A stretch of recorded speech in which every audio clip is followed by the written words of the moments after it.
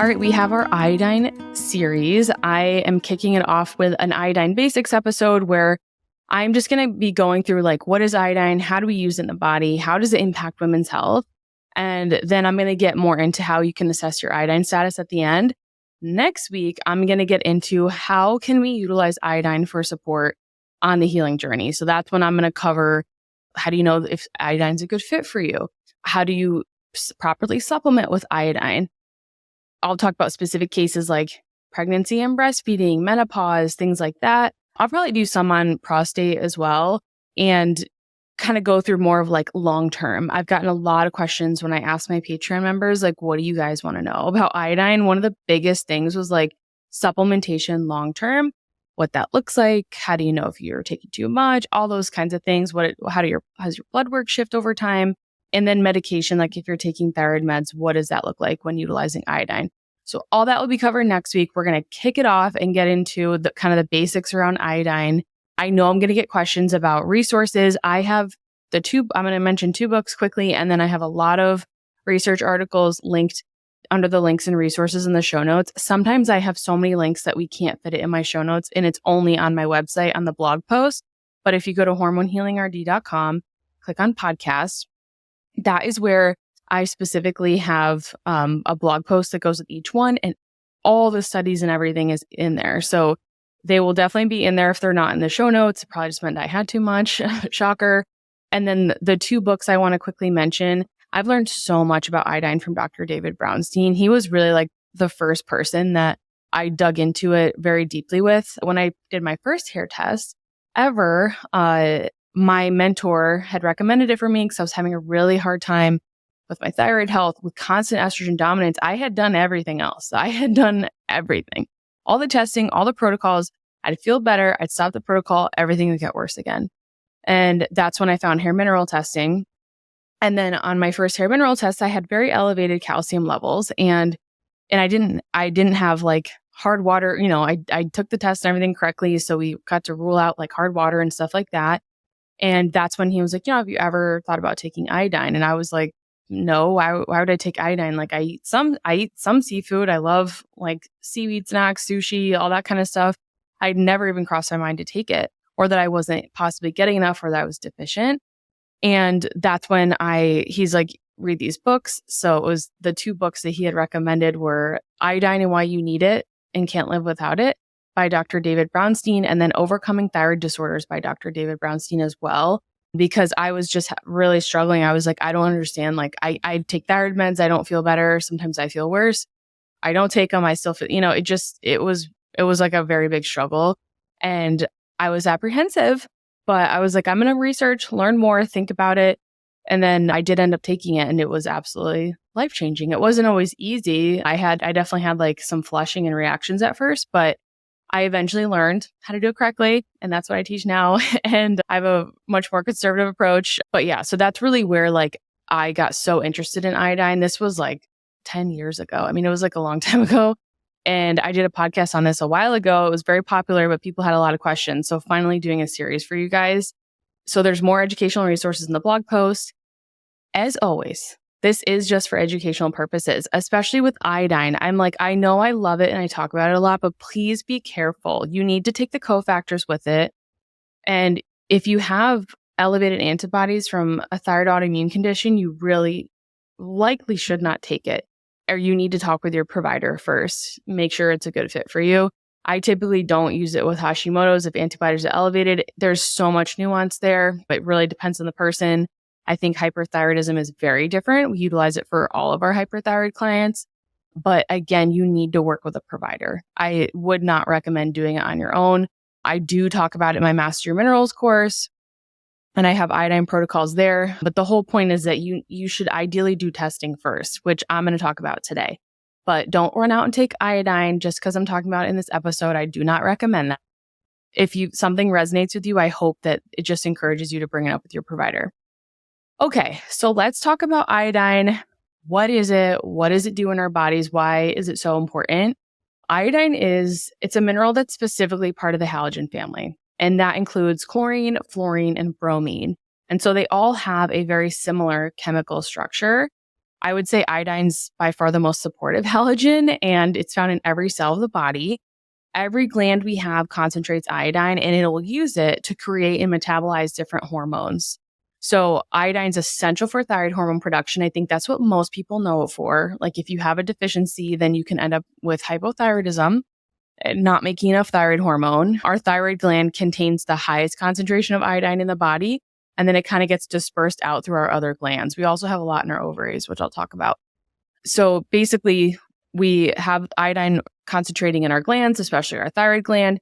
We don't just use it for thyroid hormone, though. It's important for all of our hormone receptors. Many of them are dependent on iodine because it increases the sensitivity of the receptor and whatever hormone it was designed for. So, for example, iodine can act on the insulin receptors in the body and improve glucose metabolism. We need iodine to make progesterone and to metabolize estrogen. It's very important for thyroid function, and that's kind of like the central message. And then we do have to go beyond that and understand why is it important for other sex hormones, especially for women's health. It's really important for prostate too, but it's basically essential for maintaining the health of our glands, especially our thyroid, but also the ovaries, uterus, breast tissue, and prostate. When we have an iodine deficiency present, that's when we can get cystic fluid-filled tissue. It can form, it can lead to a nodule, and then sometimes even cancer. So with women, especially breast cancer specifically, because iodine impacts how we metabolize estrogen, deficiencies can put us at higher risk for breast cancer. So that's like a big one. And Dr. David Brownstein has talked about this a lot, especially with like the cystic fluid-filled sacs forming. He has been able to show that it generally takes 3 to 6 months of iodine supplementation to either improve or reverse cysts, nodules, and disrupted glandular tissue.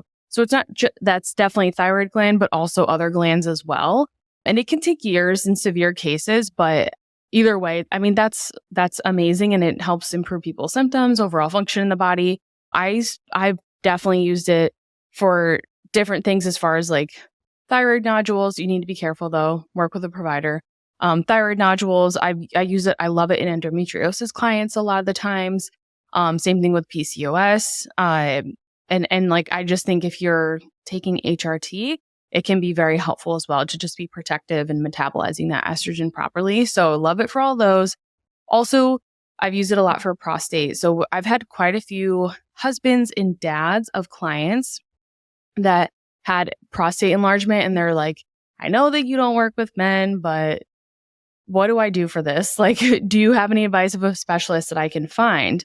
And I had done a lot of research with this for a family member and had gone through a protocol with him, and it worked really well. And because we couldn't get his doctor to agree to anything, and he didn't want to have surgery and all that. And then that was what really led to me diving deep into iodine and prostate health. And there are some really cool studies on even like using a pretty like conservative dose of it for 6 months. I think it was 5 milligrams of iodine, which is a lot more than you can get from food, but it's not the highest amount I've ever seen recommended in supplement form. Reduce the size of the prostate over 6 months time period and significantly reduce symptoms. So, PSA went down, everything. So I've recommended to a lot of clients, husbands and dads, and they've been really successful. It's not the only thing, right? You have to look at the whole person, their nutrition, their lifestyle habits, all that stuff. But it can be very helpful for that as well. So I have utilized it quite a bit. It's also important for sperm quality and egg quality. So it's, to me, I'm like, the joke is, especially with my other nutritionists that work with me, where like the joke is like iodine does everything, right? Iodine and thyroid impact everything. But it can be used for a lot of different things. I've seen it improve blood sugar levels, help people get off thyroid meds or reduce their dose. And like definitely, that's like the perfect case study for that, since I don't take thyroid meds anymore. So love iodine. It's really important for health and hormones. It's also very important for our immune system. When we have a poor immune system response, we can directly tie this to a sluggish thyroid, hypothyroid, even subclinical hypothyroid. So it's not bad enough for you to have a diagnosis, but it's like not optimal. And iodine deficiency, it's going to lead to low thyroid hormone output. That's going to impact how our immune system functions. And then iodine also has other like healing, like therapeutic properties of being antibacterial, antiviral, and antifungal. So it affects our immune system in a few different ways. So that's kind of the basics of why I'm obsessed with iodine and why I think everyone needs to talk about it more. As far as how do we use it in the body? If we're going to supplement with it, or even we're just getting it from our diet, like how does iodine go from being iodine to thyroid hormones? Because that's really like the biggest point. So if you think about the two major thyroid hormones, T4 and T3, they are made of iodine molecules. So T4 has 4 iodine molecules, while T3 has 3 iodine molecules. So how does it get there? When we first ingest iodine, whether it is through like iodide in like supplement form, or if it is from food, it's gonna get it in the GI tract. It's gonna be transported to our thyroid cells via this iodine transport molecule, also called NIS. And when the brain senses that we need thyroid hormone, our hypothalamus then talks to our pituitary gland and gives a little nudge and says, hey, we need to make more thyroid hormone. So then TSH is produced. That tells your thyroid to start doing its job. And that essentially, ideally, our thyroid can then make T4. And this is the inactive thyroid hormone. Think of it as like a car in neutral. It's important. We need enough, and it's essential, but we need to then turn it into T3, which is the active form. And that you can think of that as like a car in drive.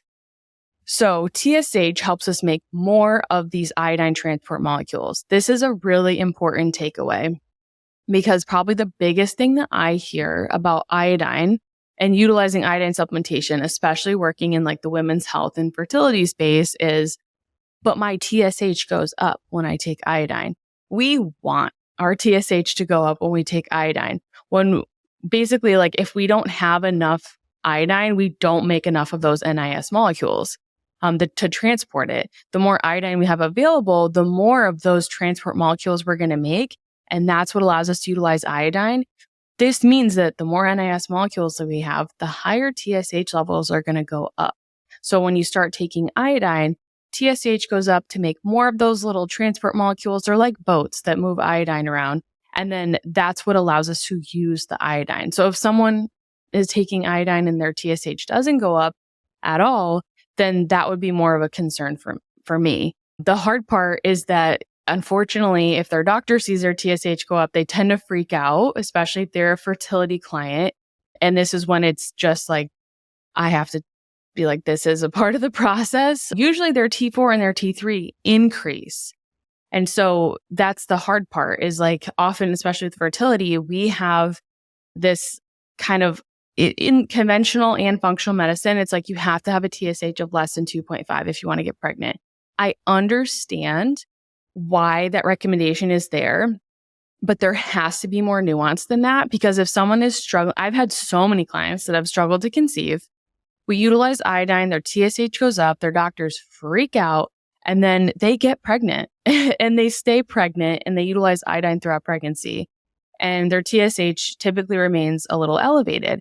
But again, this is physiologically normal if you're supplementing with iodine, but it's also one of the reasons I'm like, work with a provider, because then if you start taking it and then you have a doctor tell you not to take it, you come off and then you don't reach whatever the health goal was, pregnancy, whatever it might be, that it's just it's very frustrating and hard. So working with a provider that is educated and experienced in utilizing iodine is helpful, but it's one of those things where it's like, yes, like can having we need healthy thyroid function, but there's so much more context to that.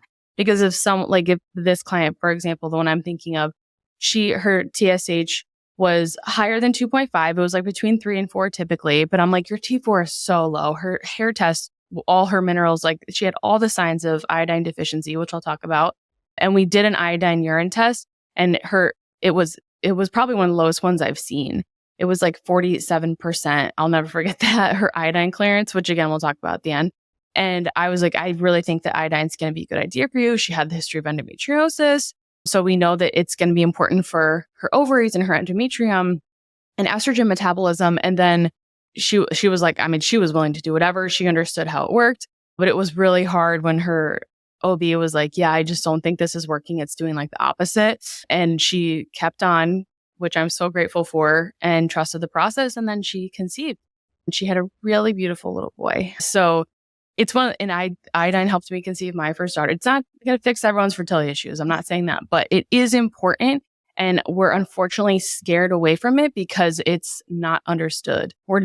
We see a lab increase. We instead of thinking what's going on physiologically, we freak out and think iodine's making you hypothyroid, even though they're like, but I feel better mentally. I have so much more energy. My memory has improved. My mental clarity is better. And they're like, nope, you're worse. Because unfortunately, like we're typically reduced to lab values in like a conventional and even functional medicine setting. So that is how we utilize iodine. That's how the body takes it, makes it into thyroid hormone. We do have to convert it, which is a process that requires a lot of other minerals, but which we'll talk about more like next week when I talk about the cofactors for iodine. But ultimately, that's how we're utilizing it. And that's just like one example of what happens in the body when we do take it. It tends to increase TSH, and that's not a bad thing. As far as like women's health, it's really important for ovulation, progesterone production. Again, I was talking about how it impacts how we metabolize estrogen. That's important for women with endometriosis because they tend to have more estrogen receptors, higher estrogen levels. And then for women that have a history of breast cancer, whether it's themselves or in their family, I just think it's good to understand and know your iodine status if that is the case for you, because we do need enough iodine in order to metabolize estrogen down favorable pathways. And then, of course, if we don't have enough, then if we have a deficiency, then you're more likely to have things like cysts or fluid-filled sacs get created. And then they may be totally benign. They could also be cancerous. So it is an important one. We need it for optimal function of our reproductive organs and tissues. The biggest thing, and now we know our uterus it takes up iodine, and we have the transporters in our endometrium. So that's huge. And I'll link a research article on that. But the other big thing is like, okay, well, why can't I use that iodine? Like if I am getting it through my diet, why is it not working? That's when estrogen comes into play. And so basically, if we have excess estrogen, this downregulates the NIS, the sodium iodide symporter, the thing that helps transport iodine. And so we have less iodine in our reproductive tissues and less iodine available for use in the body in general. So it can affect our thyroid and our reproductive organs.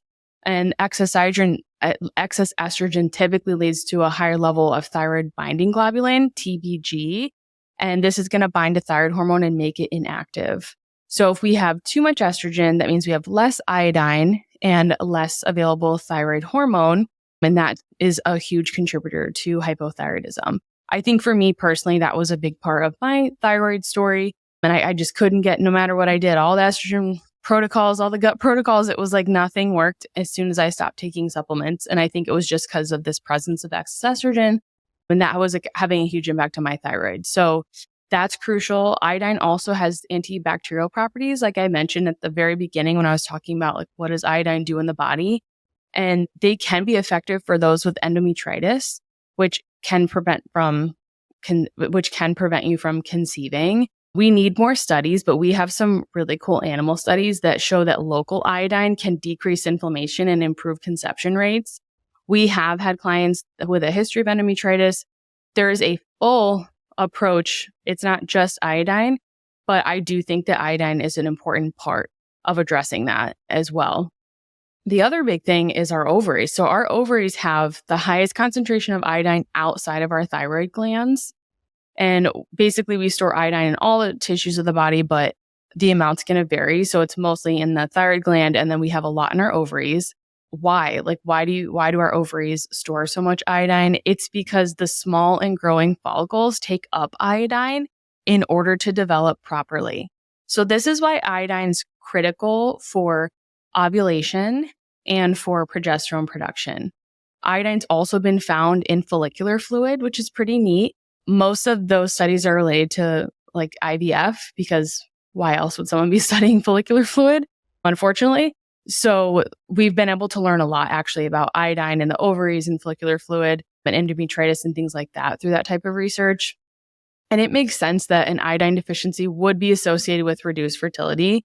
When you start to hear about like how it affects the ovaries, how it affects follicle growth and development, which will then affect how, if that follicle is being chosen as the dominant follicle to actually ovulate, make enough progesterone, and potentially conceive.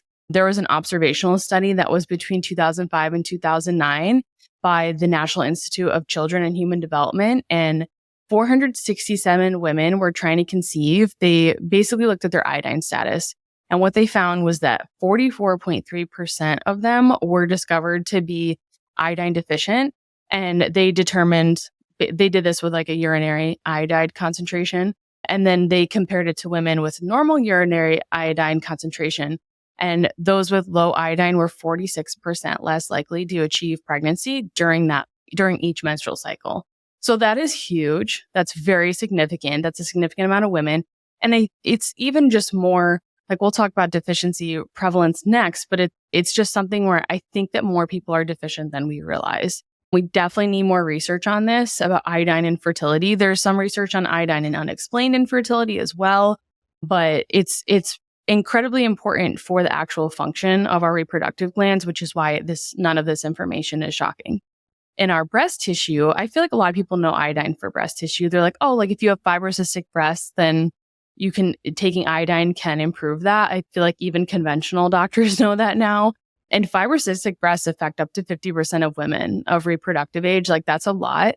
But now we know that iodine supplementation can be beneficial with treating it. It's also important for our breast health because it has really strong antioxidant properties. So it can help protect from damage inside the breast tissue, which is probably a huge part of why when we see, different countries that have, a sufficient or even like a lot of iodine in their diets, they have a significantly reduced risk of breast cancer and typically hypothyroidism. Iodine is also known to promote the development of normal breast tissue. So it's very protective against that. Because it's that strong antioxidant, it protects against inflammation, really pro-oxidant molecules or compounds basically in the body that they could disrupt that proper formation and lead to those issues like with the sacs, the fluid-filled sacs forming, the cysts forming. And then, so that's like really what it's protective against, particularly in breast tissue. So it's overall, when I think of like women's health, I'm like, iodine is absolutely crucial.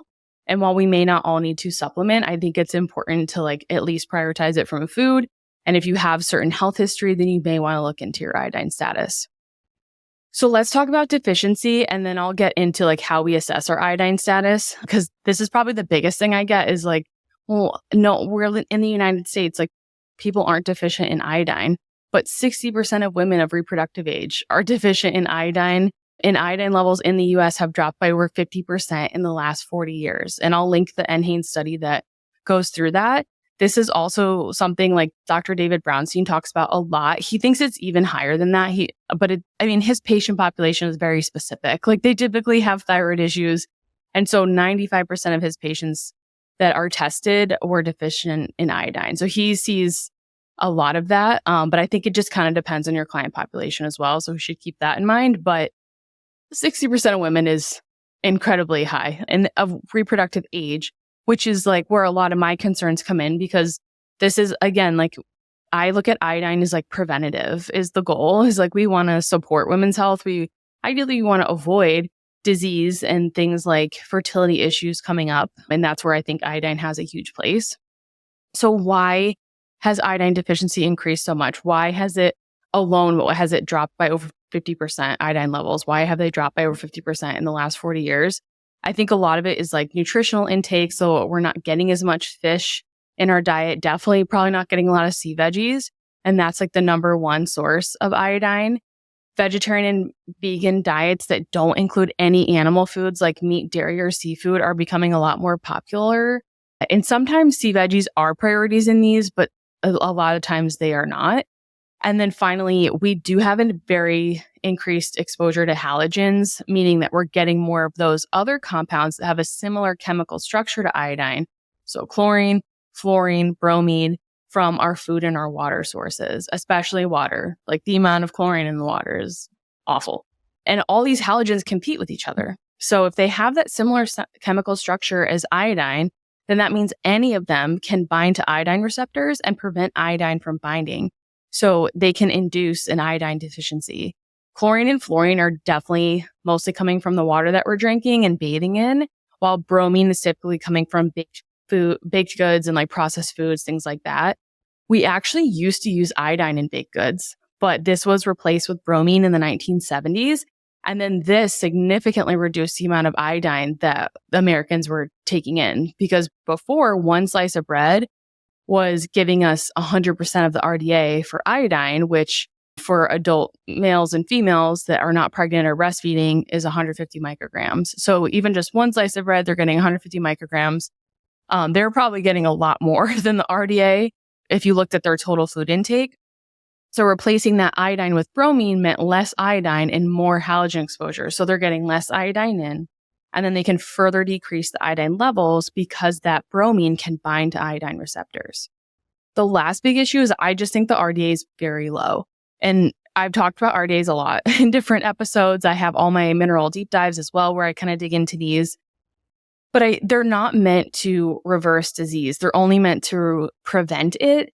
And I just think like they weren't considered when we also had more halogen exposure.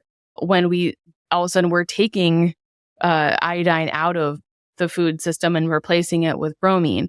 And in general, if they're just really to prevent disease, they're not meant to help you thrive. And they don't, honestly, it's a general recommendation, right? So it's like depending on the person, the health history, and like your parents' health. I mean, you're inheriting your health from them.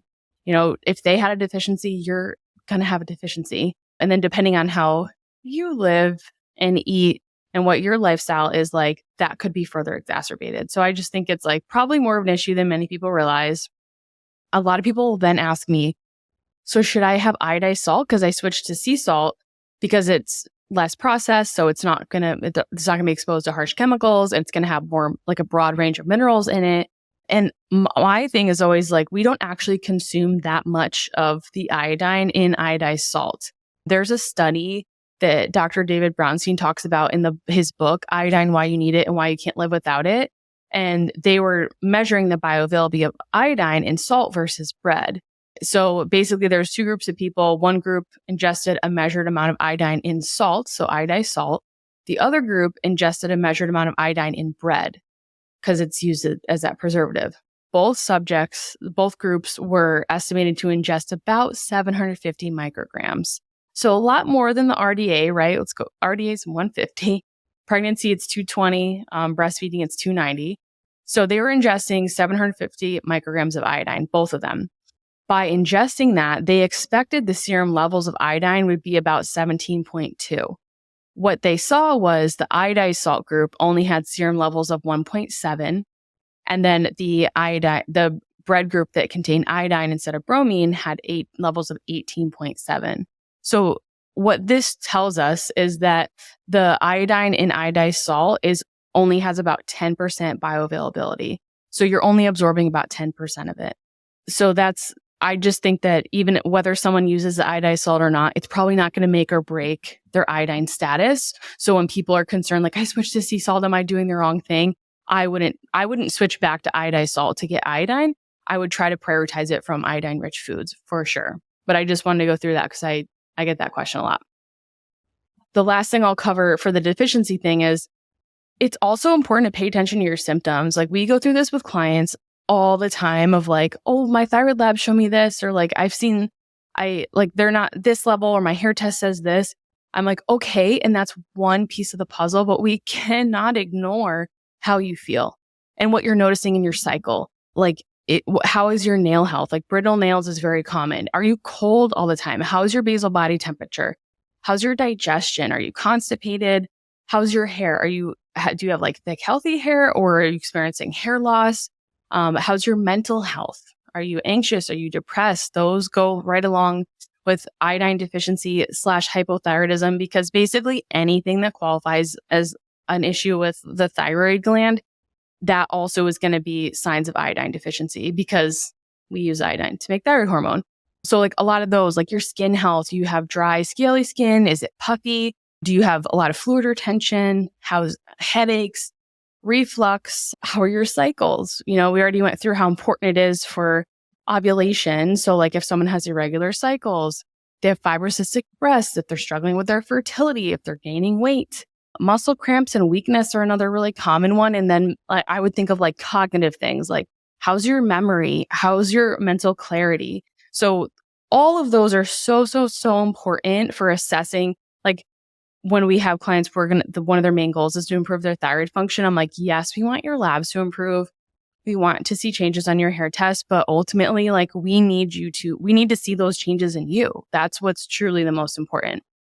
So those are all things you want to consider. And I think that's a big part of assessing our iodine status. As far as like numbers wise, how do I just test my iodine levels and understand, do I possibly have an iodine deficiency? Am I trending that way? Would I benefit from taking iodine? There's a few different ways that we want to look at this. One is your physical symptoms that I just went through. Number two, I like to look at hair tests. So hair mineral analysis, I have an episode on that I will hopefully remember to link through. And I'm going to like put it in now because Lord knows I will forget because I'm rushing to do this between naps and meals and whatnot. But I really like to look at hair mineral analysis for iodine status. I also like to look at it for thyroid health in general. And I did a whole episode on that as well. So I'll like the thyroid episode, HTMA, will definitely link that one. That was like one of my favorite episodes. Just like very like action based. And, if you have a hair test, you can understand your thyroid health based on that. But I like to look at different markers. So the hair test doesn't measure iodine. And I get that question a lot of like, well, it doesn't measure iodine. How will I know my iodine status? You won't just from a hair test. Like you're not going to get a measurement. Iodine loss in excretion is measured in the urine. But on a hair test, there are markers you want to look at. So if potassium is less than 4, that's a red flag. If calcium's over 70, that's a red flag. If copper is greater than 2.5 or less than 1.5, that's a red flag. If the thyroid ratio, which is the calcium potassium ratio, if it's greater than 10.1, that's a red flag. If selenium's less than 0.08, that's another marker. And then mercury, if it's greater than 0.02, then that's another marker. Typically, if you have 4 or more of those, then that is a sign that you would likely do well with iodine support. But this is when you would say, okay, I'm going to try to prioritize iodine-rich foods. That would be like number one. But that is like one way. And that's something, if we're going to do iodine with someone, we always do a hair test. If your calcium is very low, you have to be careful. If your minerals are very low, you really need to be careful because then it's showing that you don't have a lot of mineral resources. And iodine helps you make more thyroid hormone, which is increasing your metabolism. So if you don't have the resources to back that up, you're probably not going to do great with iodine. And I'll talk more about that in the next episode.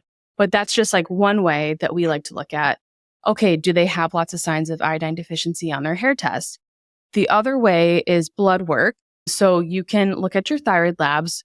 We look at a full thyroid panel. We'd like to look at TSH, free T4, free T3, reverse T3, and then thyroid antibodies. It is very important that you test your thyroid antibodies prior to taking iodine, even increasing it from food, because if you have elevated TPO antibodies, then that is one, like if Hashimoto's is present, then iodine's likely only going to aggravate that further. Even like from food sources, you want to be careful. So if I'm looking at our antibodies present. Usually we know way before that test if someone has Hashimoto's or not, but I still like to have people double check. It doesn't hurt. And it's something that I think you should check off box for. So we're really looking at, is T4 low? Or are those levels low? Because that's going to show us that you definitely need iodine. And then T3 as well. But I'm looking at T3, like, are you converting it? The tricky thing is, since bromide can be mistaken for iodine on thyroid panels as well, your T4 and T3 can look better than they are. And then when you start taking iodine, your TSH can go up and your T4, T3 can go down a little bit. I don't honestly see it a ton, but I do see it sometimes. That can also be a sign that maybe you're taking too much or your body's too stressed out right now. Again, next episode, I promise I'm going to go through how to use it in a supportive way. Cause there's, it's not just like, I'm going to supplement with iodine. It's like, I'm going to prepare my body and I'm going to do this the right way. So I like to look at blood work. I do like to look at reverse T3 as well, because that's a sign that there's a lot of stress present if it's elevated. And that is one where if it is elevated, it doesn't mean we don't use any, depending on the person, but it's one where I'm like, is there insulin resistance present? that can be a huge cause of elevated reverse T3. Usually there's a lot of inflammation and stress. Are they eating enough? All that kind of stuff. So we would just want to make sure to take a deeper look at those and use a conservative dose. And then finally, TSH is, if it's high, I'm not going to not use it, but I really like to look at the full blood thyroid panel to get an idea of like, where is the dysfunction coming from with their thyroid? Because usually iodine is just one piece of the puzzle. It's not everything. And I have a free thyroid mini course. It's called the Functional Thyroid Series that I poured a lot into. I made it like a couple months ago. And I basically took my old thyroid training and made it into like a course that's easier to digest. And, obviously I struggle with thyroid issues for so long, and we work on it with so many of our clients that I was like, I want it accessible to everyone. And if you have your thyroid blood labs, if you have a hair test or want to get it, not everyone has them that follows me, but like your thyroid blood labs, that you'll basically be able to understand where the root cause of your thyroid issues are coming from. And then I go through like how to start working on that, but just kind of understanding what it means. Cause it's unfortunately so much of the language is just around TSH, and it's so much more than that. And it's so much more than iodine a lot of the times. Yeah, if you're deficient in iodine, you're not going to make enough thyroid hormone. But if you have a lot of stress, inflammation, a lot of gut issues, taking iodine isn't going to fix all of those. So you really have to look at the whole person and understand where the thyroid condition's coming from. And iodine's usually a piece of the puzzle, but you have to address everything else as well. So if you're like, I want to nerd out more about blood labs for thyroid, definitely consider getting that free course. I'll put the link for it in the show notes. The last thing, so basically it's hair test, it's thyroid blood work. Those are the two non-negotiables for me.